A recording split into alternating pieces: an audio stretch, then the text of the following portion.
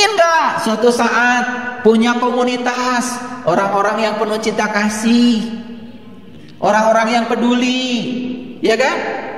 Saling menasihati dalam kebenaran supaya nggak rugi, saling menasihati dalam kesabaran. Ingin kan?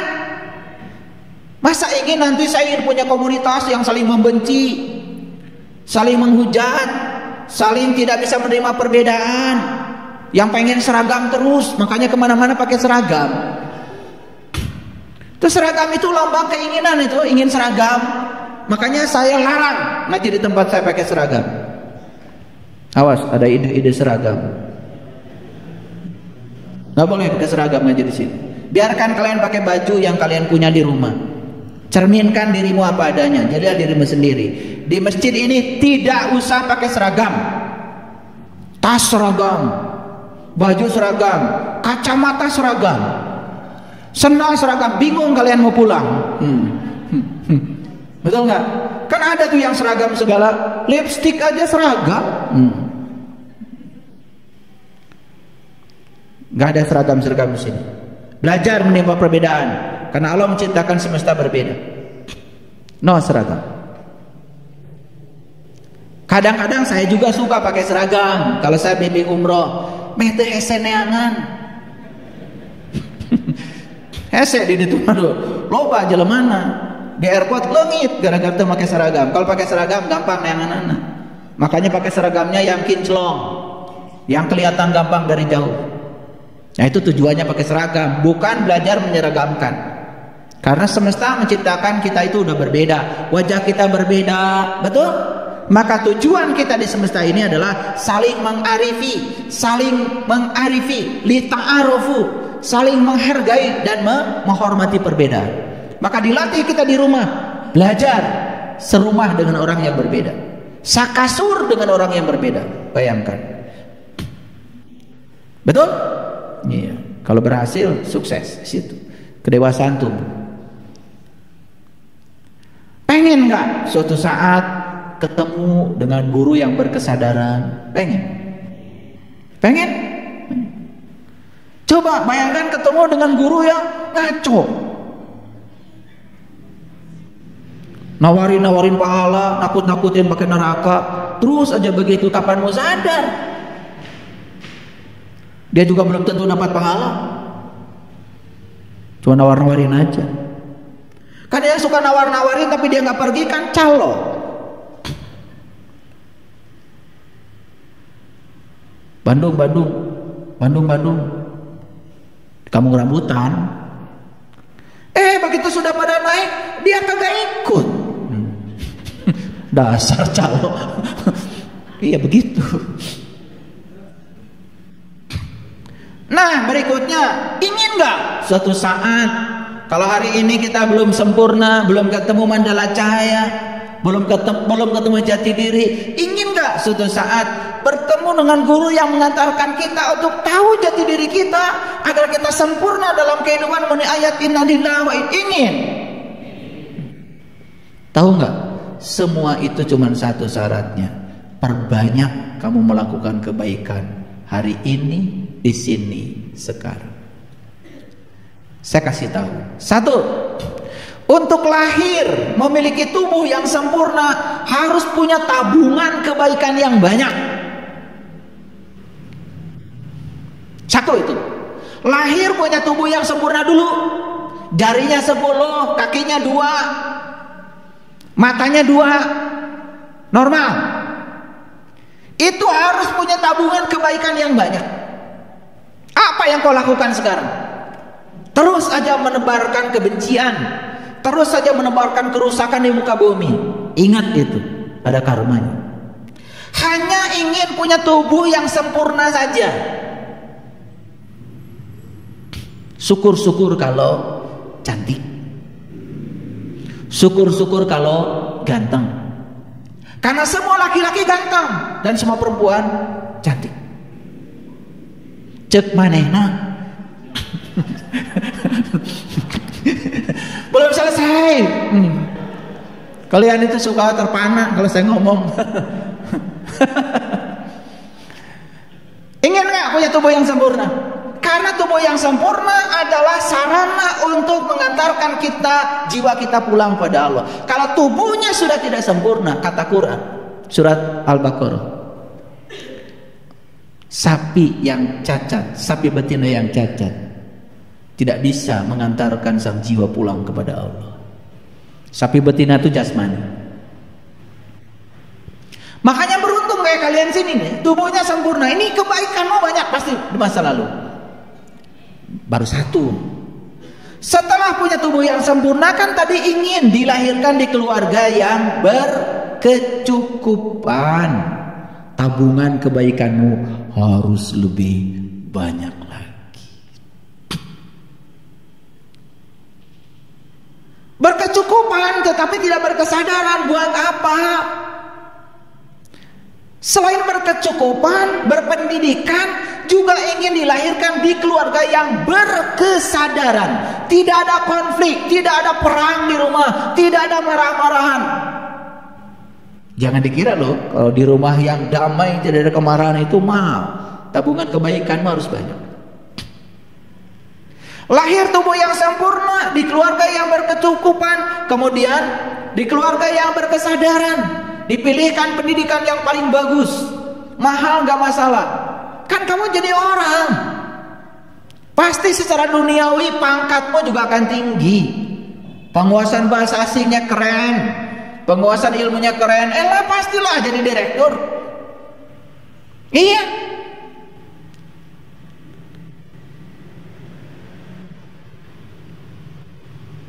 Bahasa Inggris gak tahu. Bahasa Indonesia bicara pun subjek, predikat, objeknya nggak jelas. Bicara bahasa daerah pun nggak jelas. Siapa yang menyuruh kamu jadi bekerja jadi direktur? Maaf ya. Semua tingkatan-tingkatan peran di semesta ini yang menentukan peran dia apa, dia sendiri, bukan Allah. Ada yang perannya, mohon maaf, di sebuah perusahaan ada yang direkturnya, ada yang sekretarisnya, terus ke bawah ada yang tukang sapunya. Semua itu yang menentukan peranmu adalah dirimu sendiri. Berikutnya, ingin hidup di sebuah komunitas yang berkesadaran. Tidak mudah untuk berada di sebuah komunitas yang frekuensinya tinggi. Nih contoh sederhana, komunitas WA banyak. Kan ada yang WA-nya itu cuman kirim foto lagi makan, ngajak batara. Betul? Di mana saja dia makan, kirim foto dulu, kan begitu?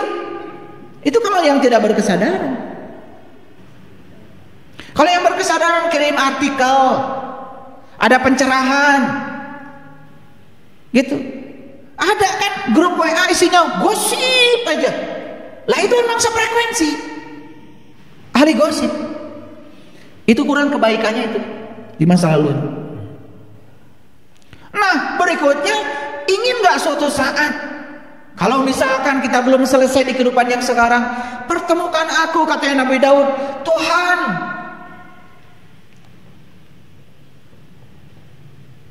tumbuhkanlah cintaku kepadamu. Tumbuhkanlah cintaku kepada orang-orang yang telah berhasil mencintaimu. Tumbuhkanlah cintaku pada ilmu dan amal yang dapat mengantarkan aku akan cintamu. Itu doanya Nabi Daud. Jika aku belum bisa bersamamu ya Allah, hidupkan aku bersama orang-orang yang sudah berhasil bersamamu. Itu doa Nabi Daud. Kalau kamu tidak bisa bersama Allah, cukup kamu bersama orang-orang yang sudah bersama Allah. Kamu akan bersama Allah. Dan untuk bersama orang-orang yang bersama Allah beneran, perlu tabungan karma kebaikan yang banyak. Apalagi kudu untuk sampai bertemu dengan jati dirimu yang sesungguhnya, perlu tabungan karma yang banyak. Jadi lucu saja kalau ingin punya masa depan rohani yang gamblang, tetapi kehidupannya gambling. Pelitnya auzubillah. Sepatu itu sudah robek, masih dipakai juga. Padahal duitnya banyak. Makan sehat pun gak pernah. Ya makan sehat ya mahal. Saya kalau makan sehat makanan Jepang misalkan, makan sashimi, ya satu porsi ya paling sedikit kan 200.000. Kalau saya makan sashimi 2 porsi 400.000, saya sendiri, tapi sehat, betul? Ada juga makanan yang 5.000, cilok, cimol, sebel, sarua. Tapi begitu mikir, lupa semua. Pagi-pagi minum jus, makan buah 3 macam, 3 warna. Minumannya probiotik yang sehat, biar ada regenerasi sel, tidak ada penyakit mah, tidak ada apa-apa. Mahal memang. Jadi kalau ada orang mengatakan gak apa-apa kita sengsara di dunia, bagian kita antar di akhirat, orang gila. Rekomah bengar di akhirat tidaknya nggak 1.000 gitu. Boro-boro mikiran akhirat, mikiran dahar guys, apa-apa nggak 1.000. Nah ini kadang-kadang didoktrinkan. Padahal Quran mengajarkan Robbana atina fid dunya hasanah wa fil akhirati hasanah. Harus hasanah dua-duanya. Kalau akhirat ingin sempurna, dunianya harus sempurna. Jadi benghar dua-duanya. Memang uang itu bukan segalanya, tapi segalanya perlu duit.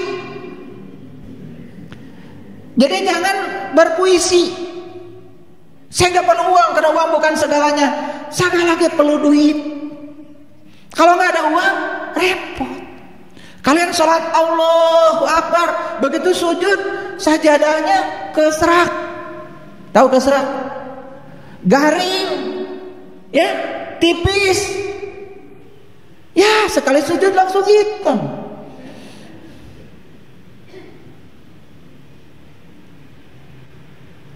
Tapi ada juga yang bangga karena tarahum rukaan sujadan yabtaguna fadlan minallahi wa ridwan. Bakas raku dan sujudnya nampak di wajahnya. Lain eta. Bekas ruku dan sujud nampak di wajahnya, wajahnya menyenangkan, penuh persahabatan, bager. Mun batkur rek balik, teu kudu ditanya boga ongkos, mere we setan. Itu tarahum rukaan sujadan. Ngerti maksud saya? Itu. Nah, jadi kalau kita ingin masa depan rohani kita ini bagus, maka caranya adalah di sini saat ini sekarang lakukan sesuatu yang bagus. Semua pemberianmu, semua kebaikanmu tidak ada buat orang lain, semua buat kamu sendiri dan akan dipanen olehmu pada saatnya di masa depanmu. Itu namanya sedang membangun masa rohaninya yang gamblang. Pengumuman ini buat yang pada pelit. Ingin masa rohani, masa depan rohaninya gamblang, tapi sekarang gambling.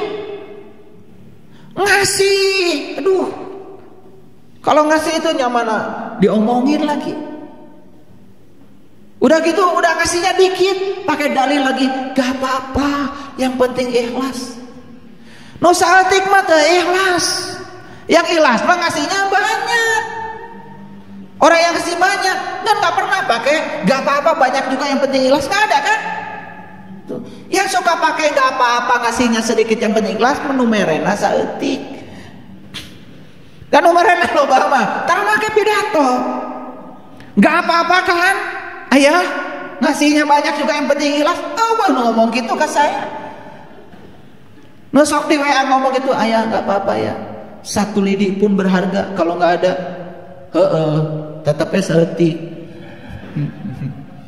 Pakai puisi. Gak apa-apa kan? Tidak ada lidi yang besar kalau tidak ada satu-satu. Benar atau benar? Benar, nggak ada yang salah. Ya, iya. Oh 1 juta juga ya, tidak ada kalau nggak ada 1 rupiah. Bener, piraku atau ada perak. Nah kita sering mencari dalil-dalil untuk melindungi. Ya, sebetulnya kita udah ditegur dari dalam. jangan ngasih segitu, nggak ada artinya. Tapi kita bikin dalil-dalil untuk memberikan diri seakan-akan terhormat. Itulah sebetulnya. Jadi sekali lagi, kebaikan tentu saja tidak terbatas pada harta. Kebaikan itu banyak. Nulung kanu butuh, nalang kanu susah, nyaangan kanu poeken, ya, ngahurangkeun kanu sare, nganter kanu keung, nepak kanu poho. Sok yang 6 saja kalau dilakukan itu sudah keren. Perbanyak kebaikan. Kapan? Sekarang. Maka Quran mengatakan, janganlah kamu mengatakan besok masih ada waktu. Itu adalah kesombongan. Nah, jadi jelas ya. Apa sih masa depan itu? Masa depan adalah waktu setelah masa kini. Masa depan kedatangannya dianggap tak terelakkan. Karena apa? Keberadaan waktu dan hukum fisika. Masa depan itu ada. Karena apa? Karena keabadian.